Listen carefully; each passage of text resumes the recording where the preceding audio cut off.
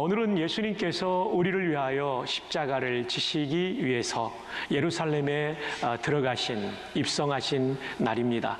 그때 수많은 시민들이 종려나무 가지를 꺾어들고 환호했기 때문에 오늘은 종려주일이라는 이름을 붙인 주일이 되겠습니다. 예수님께서 입성하실 때 타고 가셨던 것은 말이 아니라 나귀였습니다. 이스라엘 땅에는 말이 흔치 않기 때문에 나귀가 일상적인 교통의 수단이었죠. 말을 타고 갈 때는 전쟁하러 나간다라는 의미가 있다고 합니다. 그리고 나귀를 타거나 나귀와 또 말의 이 잡종인 노새를 탄다고 할 땐 이것은 평화를 의미하는 것이라고 합니다. 그러고 보면 열왕기상 1장 38절에 보면 솔로몬을 왕으로 기름 부을 때에 다윗 왕의 노새에 그를 태우고 나가서 그 다음 절에 기름 부었다는 얘기가 나와요. 그러니까 나귀, 노새 같은 종류들인데요. 이것을 타고 갔다는 거죠. 여러분 아시는 대로 다윗 왕은 이스라엘 역사상 가장 넓은 영토를 가진 우리나라로 하면 광개토 대왕 같은 분인데 그분이 가지고 있는 교통수단이 노새였다는 것입니다. 나귀와 노새, 이것은 평화 시에 사용되는 교통수단이고 말은 전쟁 시에 사용되는 것이라고 말합니다.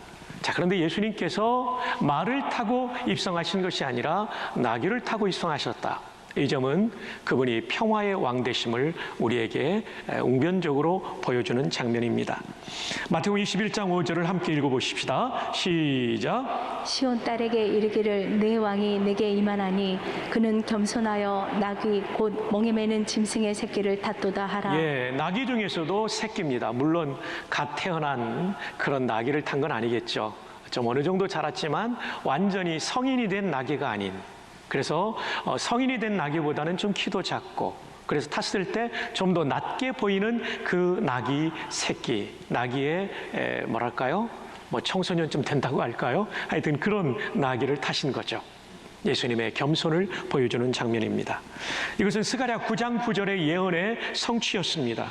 내 왕이 내게 임하시나니 겸손하여서 나귀를 타시나니 나귀의 작은 것 곧 나귀 새끼니라. 작은 나귀를 타셨다. 그분의 겸손을 보여주고 있습니다. 예수님이 사시던 시대, 그리스 로마 시대의 문명은 겸손은 비천함을 의미했습니다. 그 당시에는 강하고 힘을 자랑하는 것을 그 시대는 아주 명예롭게 여겼던 것이죠. 겸손은 수치처럼 여겨지던 시대에 하나님이신 그분이 이 땅에 오셨을 때 겸손을 선택하셨다는 것이죠. 이것이 하나님이신 예수님의 삶의 방향이었고 성품이셨던 것을 우리에게 보여주고 있습니다. 저와 여러분이 그리스도의 몸이라고 할 때 머리 대신 그리스도의 성품을 닮아야 그리스도의 몸다운 것이죠. 그 중에 가장 두드러진 것이 겸손이라고 할 수 있습니다. 힘과 그리고 권력을 자랑하는 것이 아니라 낮고 낮은 곳에 처하는 겸손이야말로 머리 대신 그리스도를 닮는 가장 아름다운 모습이다라고 말할 수 있습니다. 그래서 바울 사도는 성도들에게 예수님의 이 마음을 본받으라고 말합니다. 이 마음은 겸손의 마음이죠.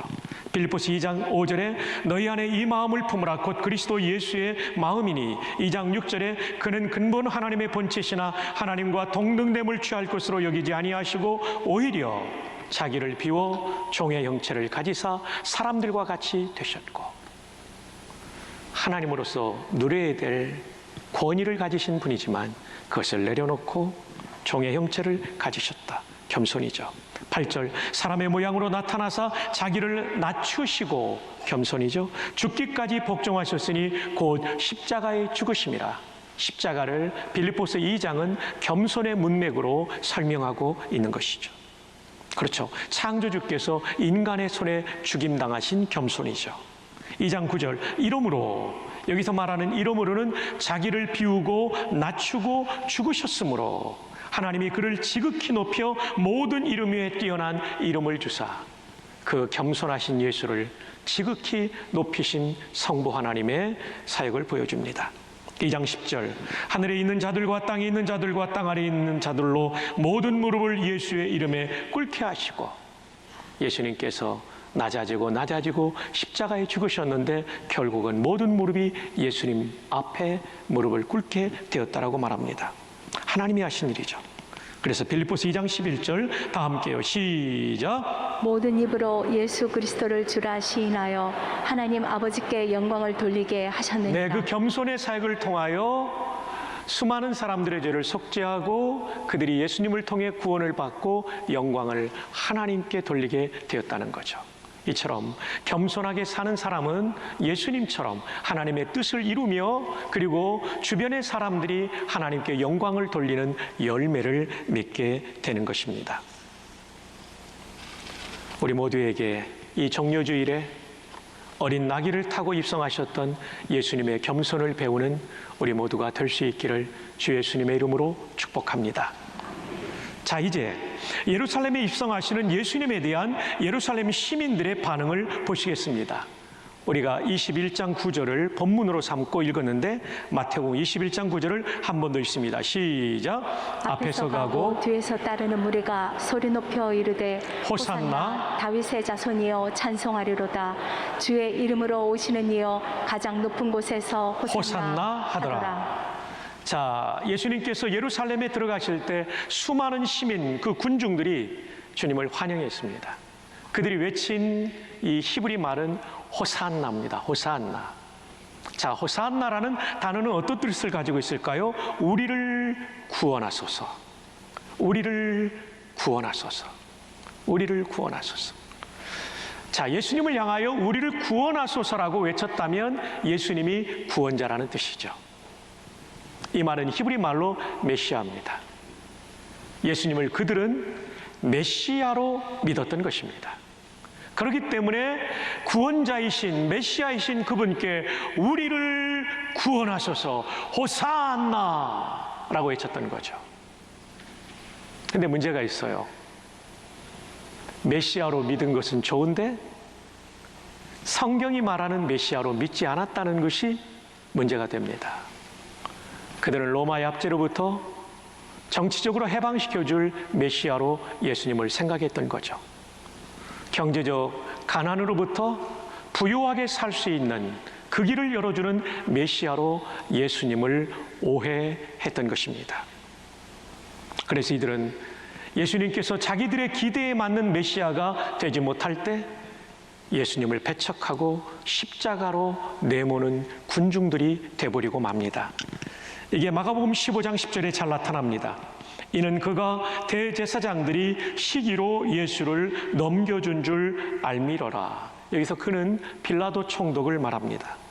총독 빌라도가 대제사장들이 시기로 예수님을 시기 질투함으로 예수를 빌라도에게 사형권이 있는 빌라도에게 넘겨준 것을 빌라도가 알았다는 것입니다. 11절 그러나 대제사장들이 무리를 충동하여 도리어 바라바를 놓아달라 하게 만들었다는 거죠. 유대인의 명절에 때가 되면 총독은 사면권을 행사하게 돼 있었어요. 그래서 빌라도는 지금 둘 중에 하나를 놓기를 바라는데 예수님을 놓기를 바라는 의도로 또 한 사람을 누구로 세웠냐면 밀란을 일으켜서 살인죄를 저지른 바라바와 예수님을 내세웁니다. 그리고 군중들에게 묻죠. 바라바를 놓아줄까 예수를 놓아줄까. 지금 그 상황이라는 것입니다. 12절 빌라도가 또 대답하여 이르되 그러면 너희가 유대인의 왕이라 하는 일을 내가 어떻게 하랴. 13절 그들이 다시 소리 지르되 그를 십자가에 못 박게 하소서. 14절 빌라도가 이르되 어찌미냐 무슨 악한 일을 하였느냐 하니 더욱 소리 지르되 십자가에 못 박게 하소서. 여러분 마가복음 15장 14절의 목소리와 오늘 본문인 마태복음 21장 9절의 목소리는 얼마나 다릅니까? 예수님을 환호하며 호산나 우리를 구원하소서 외쳤던 그 무리들이 시간이 오래 지나지 않아 완전히 마음을 바꾸어 그를 십자가에 못 박으소서. 동일한 예루살렘 시민들이었다는 것을 기억하셔야 합니다. 왜요? 자기들이 생각한 메시아 관이 있었기 때문에. 예수님이 그 메시아관에 맞지 않으니까 저 정도라면 치워버리자 라고 생각을 한 것이죠. 근데 여러분 한번 생각해 보세요. 그 당시 예루살렘 시민들, 유대인들이 생각했던 메시아관이 옳은가? 아니면 하나님께서 설계하신 메시아의 관, 메시아의 역할이 옳은가? 하나님의 설계하신 메시아, 그분의 사역은 바로 이것이죠. 인간의 가장 큰 문제인 죄의 문제를 해결해 주시는 속죄의 사역을 이루시는 분. 인간의 가장 큰 문제인 죽어서 어디 갈 것인가? 천국 갈 수 있는 길을 열어주신 분. 인간의 가장 큰 문제인 몸이 죽어 흙으로 들어가 분해되고 나면 없어질 것으로 아는 인간의 절망의 문제, 이 몸의 죽음의 문제를 어떻게 해결할 것인가? 부활로 해결하신 그분. 이 땅에 살면서 끊임없이 내 마음속에 있는 죄성을 이길 수 있도록 도와주시는 메시아 뿐만 아니라 허무한 인생, 속절없는 인생을 살면서도 하나님의 뜻대로 살면서 만물을 충만케 하는 보람있고 의미 있는 삶을 살게 하시는 메시아. 이 메시아가 좋겠어요? 아니면 고작 몇 년 동안 로마의 압제로부터 해방시켜주는 메시아가 좋겠어요? 하나님이 설계하신 메시아가 우리를 영원토록 복되게 하시는 진짜 메시아인 줄로 믿습니다. 아멘. 두 번째로는 하나님 나라는 평강입니다. 평화라고도 번역되어 있고 평안이라고도 번역되어 있어요. 그러나 원어로는 똑같은 단어입니다. 헬로 에이레네, 영어로는 다 피스로 되어 있죠. 피스. 하나님 나라의 모습은 다툼의 문화가 아니라 평화의 문화인 것이죠.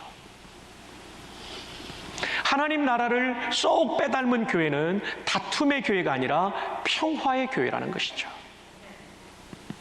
그래서 로마서 14장 19절에 그러므로 우리가 화평의 일과, 이게 평화라는 단어예요. 피스예요. 서로 덕을 세우는 일을 어떻게 한다고요? 힘쓰나니. 힘쓰나니. 덕을 세운다는 원어는 건물을 세운다는 뜻입니다. 건축의 뜻이에요. 내가 누군가를 만나면 나 때문에 그 사람이 무너졌던 마음이 일어나야 되는 것입니다. 쓰러져 있는 인생이 용기를 내고 나 때문에 일어나야 되는 것이죠. 근데 나를 만나면 사람들이 자빠지고 걸려서 넘어진다고 한다면 하나님 나라 백성답지 못하다는 것입니다. 우리가 암송하는 교회의 하나됨, 에베소 4장 3절, 평안에 매는 줄로 성령이 하나 되게 하신 것, 이미 우리는 한 몸 되었잖아요. 하나 되게 하신 거예요. 하나 되라가 아니라 하나 되게 하신 것을 그 다음 무슨 말씀이 나와요? 힘써 지키라. 힘써 지켜야 되는 것이죠. 그렇다면 교회의 평화를 깨뜨리는 것은 무엇일까요? 로마서 14장 1절로 3절에 나옵니다. 자, 함께 읽어볼까요? 시작. 믿음이 연약한 자를 너희가 받되 그의 의견을 비판하지 말라. 어떤 사람은 모든 것을 먹을 만한 믿음이 있고 믿음이 연약한 자는 뭐만 먹는다고요? 채소만 먹느니라. 믿음이 강한 자는 감사함으로 다 먹어요. 믿음이 연약한 채소를 먹는 거예요. 이것 때문에 서로 비판하고 업신여기는 일이 생겼다는 거죠.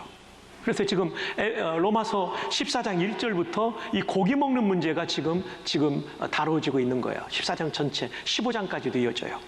계속해서 보십시다. 3절 시작. 먹는 자는 먹지 않는 자를 업신여기지 말고 먹지 않는 자는 먹는 자를 비판하지 말라. 이는 하나님이 그를 받으셨습니다. 하나님이 그 사람 다 받았는데 왜 비판하냐는 얘기예요. 왜 업신여기냐는 거예요. 교회의 평화가 깨지는 가장 중요한 문제가 여기에 나옵니다. 비판과 업신여김. 여기서 말하는 비판은 학문적 비판인 비평을 금지하는 게 아닙니다. 크리틱은 해야 학문이 발전합니다. 여기서 말하는 비판은 인격을 모독하는 블레임 차원의 비난을 말하는 겁니다. 비난하면 안 돼요. 비난하면 안 돼요. 비난 때문에 평화가 깨지는 것입니다. 인격적인 모독 때문에 평화가 깨지는 것입니다. 여러분, 우리 모두는 다 약점을 가지고 있습니다. 그걸 비난의 제목으로 삼지 말고 기도의 제목으로 삼아 주십시오. 서양 역사에 가장 참혹했던 전쟁은 30년 전쟁입니다. 1618년에서 1648년까지 유럽 전체를 피로 물들였죠. 웨스트팔렌 조약으로 이 전쟁은 이제 막을 내리게 되었죠. 30년 전쟁. 아시는 분들이 많을 거예요. 신성 로마 제국의 페르디난드 2세가 전쟁을 일으켰는데 이 사람은 카톨릭 신도예요. 그래서 프로테스탄트 신교의 나라인 그 왕이 통치하는 신교의 나라, 왕도 그렇고 백성도 다 신교의 나라를 공격함으로 이 전쟁이 불이 붙었어요. 이 불이 30년을 태우면서 유럽 전체를 피로 물들였어요. 와, 그 처형 장면을 보니까요, 너무너무나 잔혹해요. 이게 종교전쟁이었다는 것을 여러분 아십니까? 신앙을 가진 사람들이 잘못되면 훨씬 더 악할 수 있다는 것을 보여주는 거예요. 전쟁이 끝나고 화해를 위한 한 신학자의 메시지가 바로 이것 아닙니까? 본질적인 것에는 일치를, 비본질적인 것에는 자유를, 모든 것에는 사랑을. 본질적인 것은 뭡니까? 우리가 무엇을 믿는가가 압축된 사도신경, 어떻게 살아야 되는가가 압축된 십계명, 이 두 가지는 본질이에요. 이거를 바꾸면 이단이 되는 거예요. 교회는, 하나님 나라는 이거는 양보할 수 없어요. 그러나 그 외의 비본질적인 모든 것에는 자유를 주어야 됩니다. 그리고 모든 것에는 사랑을 줘야 되는 거죠. 비난이 교회의 평화를, 하나님 나라의 평화를 깨뜨리는 것입니다. 우리는 말로써 수많은 형제 자매들의 마음에 아픔을 일으킬 수 있는 것이죠. 비판하지 말라, 업신여기지 말라 라고 오늘 말씀이 말합니다. 로마서 14장 13절 볼까요? 그런지 우리가 다시는 서로 비판하지 말고 도리어 부딪힐 것이나 거칠 것을 형제 앞에 두지 아니하도록 주의하라. 주의하라. 조심하라. 제발 좀 조심해라. 다른 형제가 네가 쳐놓은 그물에 넘어지지 않을지, 네가 장치한 돌에 넘어지지 않을지 주의하라. 이게 하나님 나라의 모습이다. 이게 교회가 추구해야 될 것이다 라고 말씀하고 있는 것입니다. 왜요? 나와 함께 신앙생활하는 형제 자매가 보통 분들이 아니거든요. 로마서 14장 15절에 만일 음식으로 말미암아 내 형제가 근심하게 되면 이는 내가 사랑으로 행하지 아니함이라 그리스도께서 대신하여 죽으신 형제를 내 음식으로 망하게 하지 말라. 고기 먹는 문제 가지고 망하게 하지 말라. 본질적이지 않은 거 가지고 망하게 하지 말라. 그 형제가 누구냐면 예수님께서, 예수 그리스도께서 그를 살리기 위해서 죽어주신 형제다, 자매다. 왜 그 형제를 네가 죽이려고 하느냐 라고 말하고 있는 겁니다. 하나님의 나라는 의와 평강과 희락의 나라인데요, 이제 마지막 희락을 설명드립니다. 로마서 15장 1절로 3절 함께 읽어요. 시작. 믿음이 강한 우리는 마땅히 믿음이 약한 자의 약점을 담당하고 자기를 기쁘게 하지 아니할 것이다. 아멘. 약점을 담당하는 게 교회입니다. 약점을 담당하는 게 하나님 나라예요. 자기를 기쁘게 하지 않는 게 하나님 나라예요. 그 다음 2절 여러분 시작. 우리 각 사람이 이웃을 기쁘게 하되 선을 이루고 덕을 세우도록 할지니라. 네, 이웃을 기쁘게 하는 게 하나님 나라의 희락이에요. 희락은 내가 기쁜 건 희락 아니에요. 그건 쾌락이에요. 다른 사람을 기쁘게 하는 게 희락이에요. 근데 그 희락은 선을 이루어야 되고 덕을 세워야 돼요. 사람들을 자꾸 세워야 돼요. 3절 다 함께요. 그리스도께서 자기를 기쁘게 하지 아니하셨나니. 거기까지입니다. 그리스도께서도 자기를 기쁘게 하지 않으셨어요. 오늘이 종료주일이고 이제 고난주간이 시작됩니다. 예수님이 금요일 날 십자가에 못 박히십니다. 자기를 기쁘게 하셨다면 십자가 안 지십니다. 우리를 기쁘게 하기 위하여 오고 오는 수많은 세대의 인류 가운데 예정하신 그들을 구원하기 위하여 그들의 기쁨을 위하여 예수님이 십자가 지신 것입니다. joy라는 단어가 희락이라는 단어예요. 영어에. 영영사전에 보면 joy는 그냥 기쁨이 아니에요. 영영사전은 참 기독교 이 문화를 잘 가지고 설명하고 있어요. 속에서부터 나오는 영적인 것으로부터 나오는 기쁨이 joy입니다. 쾌락적인 그 기쁨하고 달라요. joy. 자, joy가 이루어지기 위해서는 첫 번째 예수님을 첫 번째로 모셔야 돼요. Jesus first. 예수님을 항상 먼저 생각하고 먼저 자리에 모시고 그분 뜻을 따라가는 거예요. 이게 하나님 나라의 의죠. 그분의 통치를 받는 거죠. 두 번째, others second. 다른 사람이 두 번째예요. 항상 그 사람의 희락을 생각하고 그분의 희락을 주다 보면 나도 희락을 경험하는 게 기독교적인 기쁨이에요. 짓밟고 얻는 기쁨이 아니라 섬기다가 얻는 기쁨, 손해보지만 그분이 살아나는 걸 보고 얻는 기쁨이 이거예요.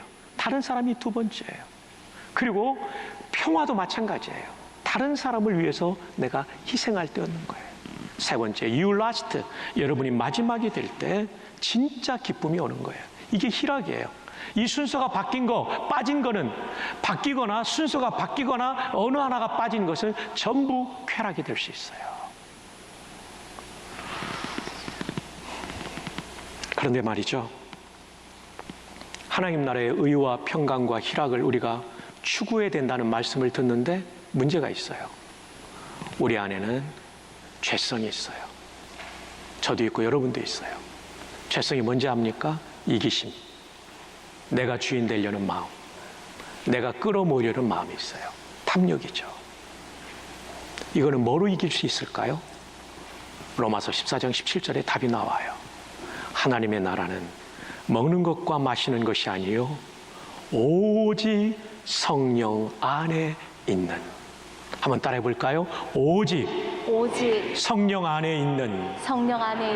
이게 우리의 죄성을 이기는 비밀이에요. 의와 평강과 희락이 그냥 생기는 게 아니에요. 오직 성령 안에 있을 때 생기는 거예요. 안에라는 헬라어 전치사는 관계적 의미예요. 어떤 관계냐면 개인적이고 밀접한 관계.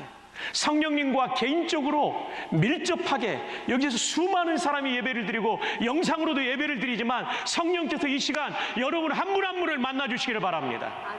이번 한 주간도 개인적인 경건의 시간 가운데 성령께서 만나 주시기를 바랍니다. 그러면 하나님을 왕으로 모신 의의 삶이 실현될 수 있어요. 평화를 깨뜨리는 비난이 아니라 덕을 세우는 말을 하며 평화를 세울 수 있어요. 그리고 남을 짓밟는 쾌락이 아니라 남을 섬기고 그를 위해 희생해주는 예수님의 십자가의 도를 따르는 진짜 기쁨인 희락을 경험하게 될 것입니다. 말씀을 맺습니다. 이 종료주일 그리고 이 고난주간에 우리 주 예수님을 더 많이 본받을 수 있기를 주님의 이름으로 축복합니다.